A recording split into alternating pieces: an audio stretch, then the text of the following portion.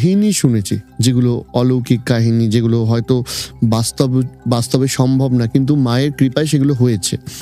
আপনি আমাদের একটা দুটো একটু যদি শোনাতে পারেন। দেখুন, প্রথম বছর যখন আমি ঘট নিলাম, ঘট নেবার মানে যিনি মারা গেলেন তারপরে আমি কমিটিতে এলাম, সেক্রেটারি ঘট নেবে, বরণ করবে, এটা আমাদের রীতি। মানে আমার পরবর্তীকালে কেউ একজন তৈরি হচ্ছে যে ঘট নেবে।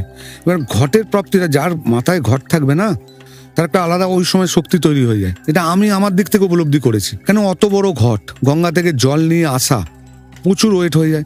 আমার কিন্তু যখন আমি ঘট নিয়ে আসি আমার ওরকম মনে হয় না, মাথায় কিছুই নেই মনে হয়।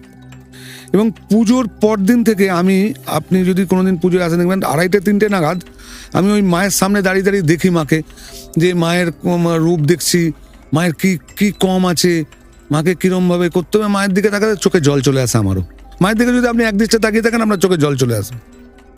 তা ওই